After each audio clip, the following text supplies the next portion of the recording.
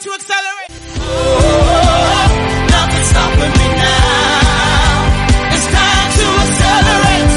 With the spirit in me, nothing's holding me down. I keep on moving. Keep on moving. With a master plan. It's time to accelerate. Pressing ahead. I'm pressing ahead. I'm pressing. Come on. It's time to accelerate. Thank you for tuning in to this power-packed podcast by David Oyeleye. Are you ready to take giant strides in your walk to success? Do you think you can achieve more within a shorter period? Well then, you're in the right place. This is Success Catalyst.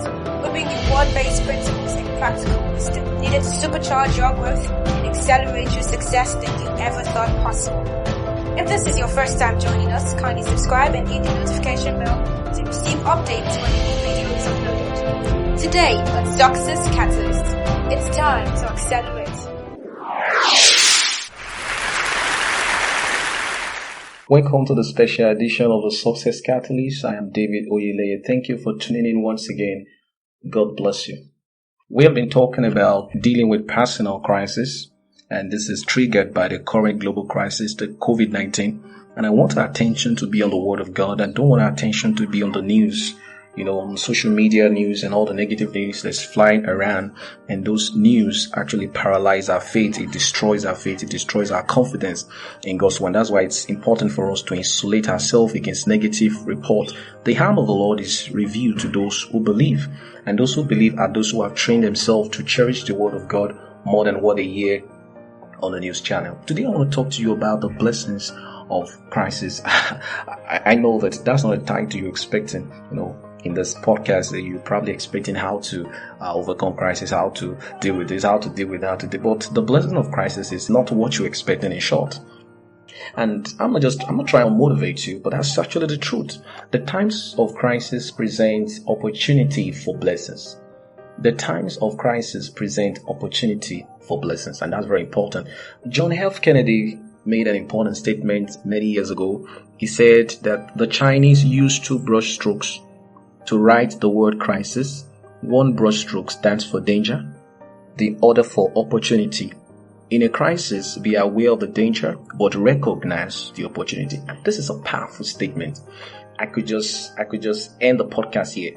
It says the word crisis in the Chinese or even in the Japanese language has 2 strands, like one brushstroke strands for danger, the other for opportunity. So it therefore makes that in the time of crisis, there are 2 words staring at you. One is danger, the other is opportunity. Now, I'm not saying you should ignore danger. I'm not saying that you should ignore that there's a problem in your life, but I'm teaching you that you should also recognize that this crisis also presents to you an opportunity. But many times we don't focus on the opportunity, we focus on the danger. And that's why many people miss out during times of crisis. I personally believe that the times of crisis is actually a time for promotion. The time of crisis is actually a time for blessing.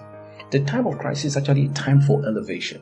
And how can I come to believe this? Because I have checked the word of God and I have seen that leaders, authentic leaders, emerge during times of crisis. And I have a lot of examples, loads of examples to prove that. When we hear the word crisis, you see, the word opportunity, the word blessing does not come to our minds because we have been wired to romance our problems, to exaggerate our problems, to worry, to complain, to keep thinking about our problems. We don't think about the opportunity that a crisis brings. You see, if you are poor, it could be an opportunity for something bigger. If you are unhealthy right now or sick right now, it could be an opportunity for something very, very, very big. Now, we're talking about the fact that crisis brings its own blessing, its own benefit, but we cannot recognize the opportunity that crisis brings if we don't keep our problem, our crisis in perspective. We have to know that there is a place for our problems, and we have to also recognize, to be aware that there is also an opportunity to be blessed.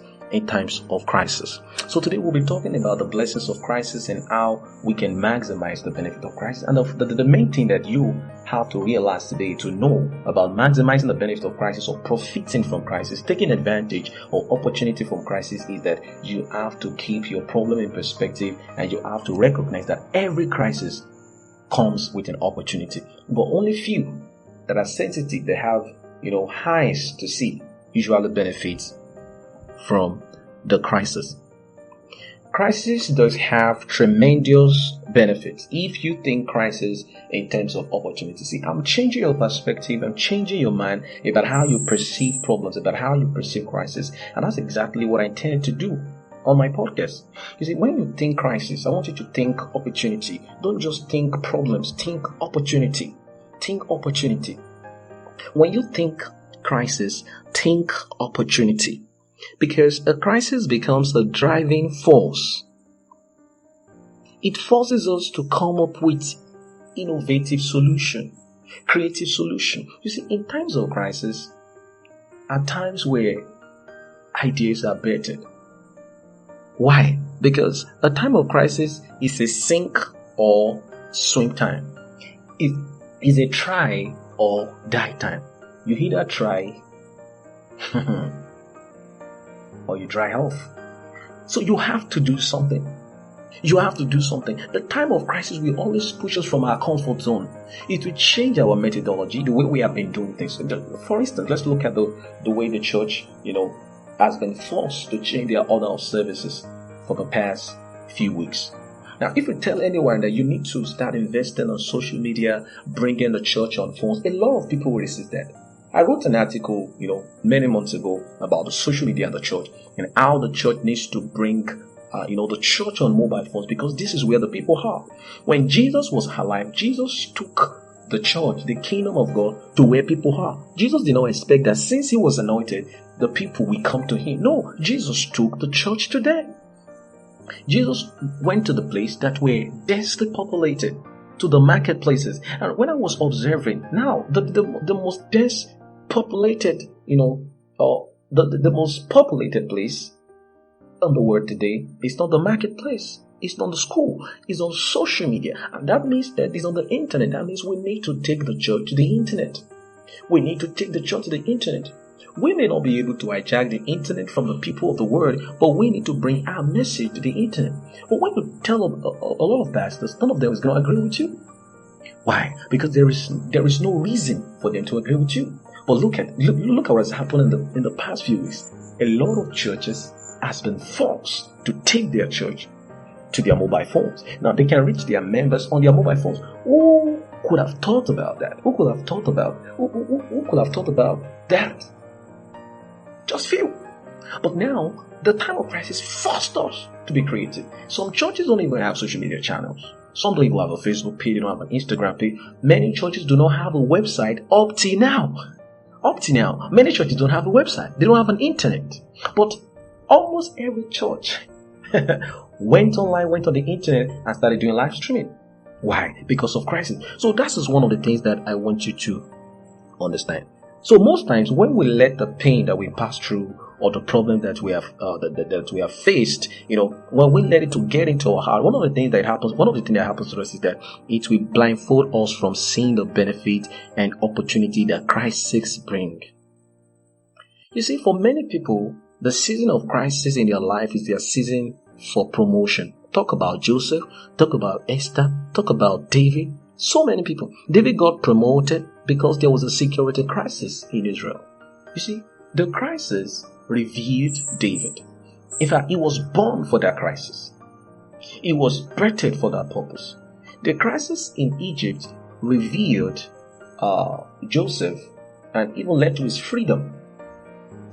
Thank God for the crisis at Egypt. Maybe Joseph would have rotted in the prison. But in the times of crisis, Joseph was released from the prison because he had a solution to the crisis. You may not have a direct solution to the crisis, but I'm just trying to tell you that times of crisis also present you with opportunity. How many of this online platform has grown in revenue since the past few weeks that the COVID-19 has been troubling the nations of the world? That's an opportunity for them. A lot of opportunity. So we're talking about crisis, and we say that crisis also brings blessing to our life. It is good to note that there are benefits to crisis so that we can take advantage of it. Now, what are the benefits? What are the blessings of crisis? You see, you don't need to think too far. One of the blessings of crisis is creativity and innovation. That is one of the major blessings that crisis brings.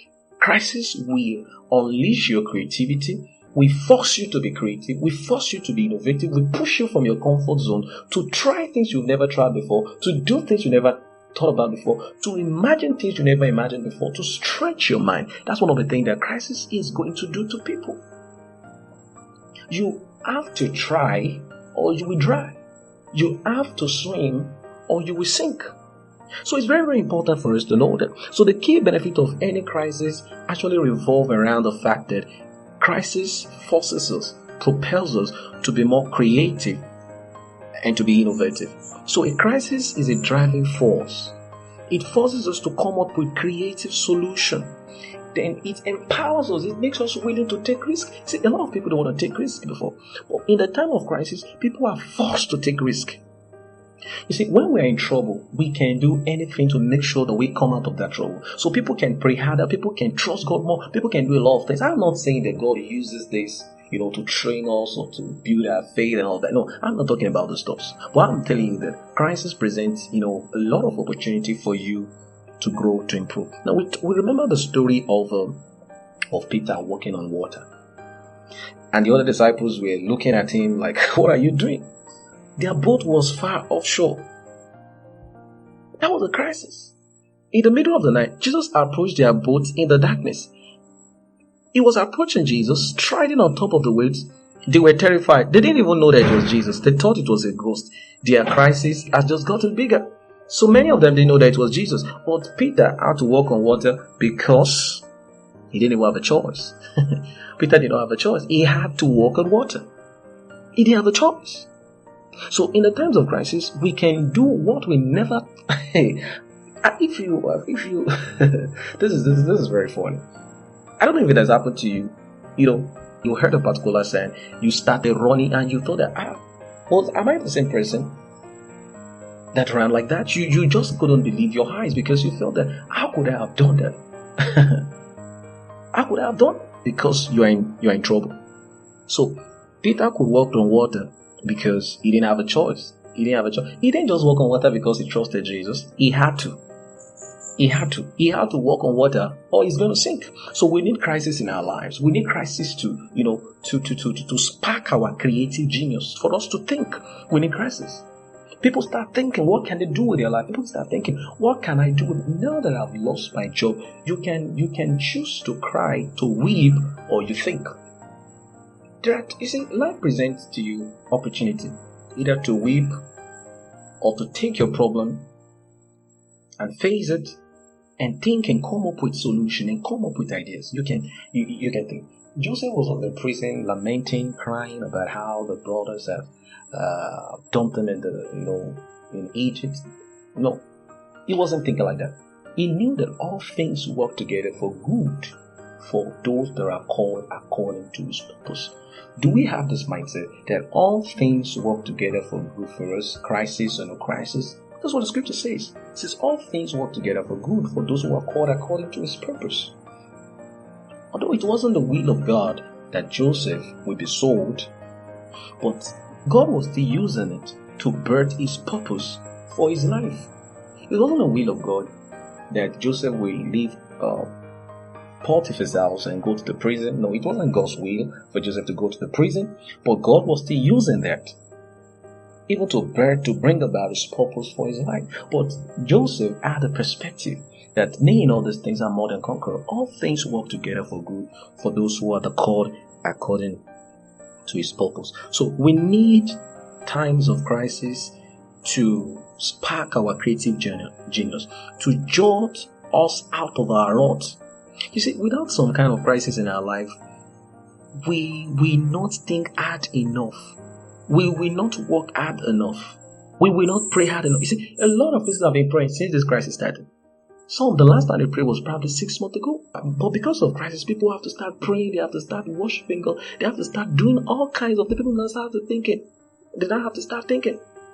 What about if I lose my job? Many people don't think like that. That's why their life is like that. We don't think out of the box. We just think that this is the way things are going to be going. So the Lord does not all just allow crisis. He brings on the crisis because He knows that trials and problems will always work for our good. Look at what the disciples of John the Baptist told Jesus. They said, your disciples don't fast, we fast. Jesus said to them that they don't worry. They won't fast now.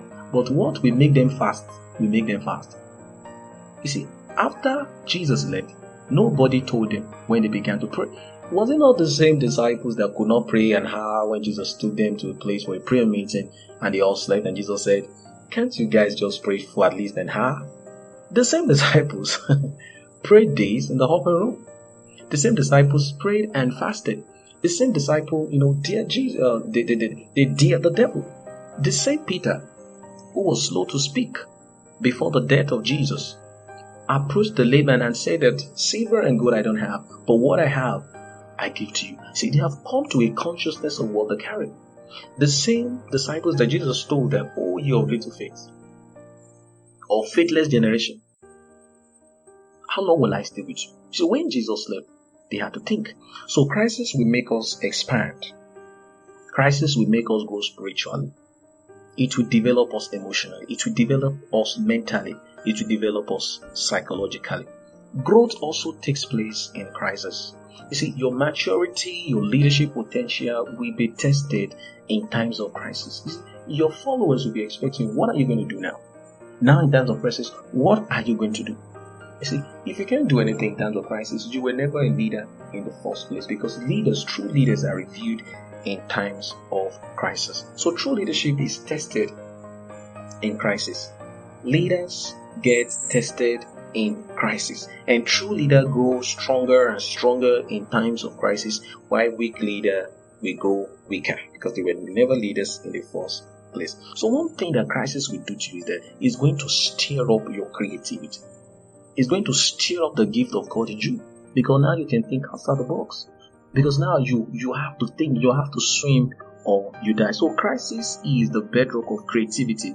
And because creativity is the same as innovative thinking, you will always find that times of crisis and prayer to move you into new levels of growth, new levels of productivity, new levels of change. So we are always forced to change things, to innovate when something malfunctions. See, some people will never trust God until they face some kind of problem. So this is exactly what happens in times of crisis. Don't just look at, the problem, the pain and all of that. Look at what the problem is going to do to you. One of the things it's going to do to you is that it's going to bless you.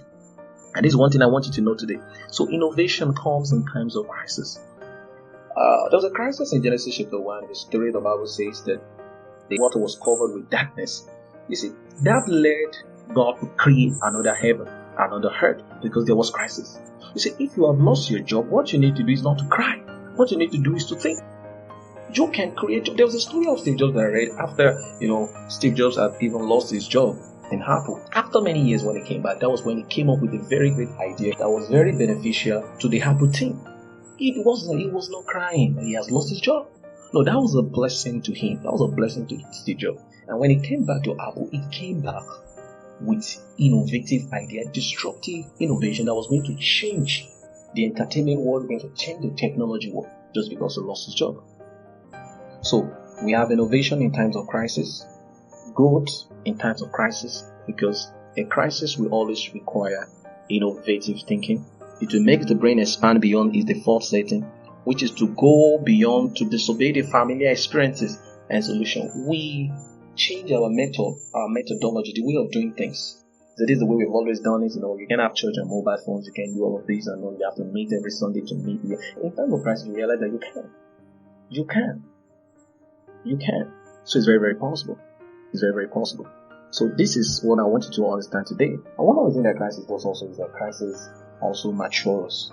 In James chapter 1 verse 2 verse 4, it says, consider it pure joy, my brothers, whenever you face trials of many kinds, because you know that the testing of your faith develops perseverance. Perseverance must finish its work, so that you may be mature and complete, not lacking anything. So what does it mean to mature? A mature person has a well-formed character. It's a person that does not lack anything. So without trials, without tribulation, we will not mature. We will not be complete. We will not be complete. So a mature person is a full person, not an empty one. So it's so very, very important for us to know that crisis brings blessing. There's another scripture in 1 Peter chapter 1 verse 6 and 7. It says, okay, let me read from 1 to 2, then 6 to 7. It says, Peter, an apostle of Jesus Christ, to God's elect strangers in the world scattered through out Pontus, Galatia, Cappadocia, Asia, and Bithynia, who have chosen according to the foreknowledge of God the Father through the sanctifying work of the Spirit for obedience to Jesus Christ and sprinkled by His blood, grace and peace be yours in abundance. In this salvation you greatly rejoice, though now for a little while you may have had to suffer grief in all kinds of trials. These have come so that your faith of greater worth than gold, which perishes even though refined by fire, may be proved genuine and may result in praise, glory, and honor when Jesus Christ is revealed. So one of the things that crisis does for you is that it will work in your favor to mature you. So crisis bring growth. It strengthens our faith. So look at your crisis in the face and realize that it's an opportunity to go. It's an opportunity to go. It's an opportunity to go. Crisis will compel change. It will make us find new ways to solve our whole problem. That's one thing that crisis will actually do. There is this no job, no money, get a job, no salary. What if there are no jobs? What will you do? You have to look for other options. You don't surrender to limitations. If there are no jobs, create one. Create one.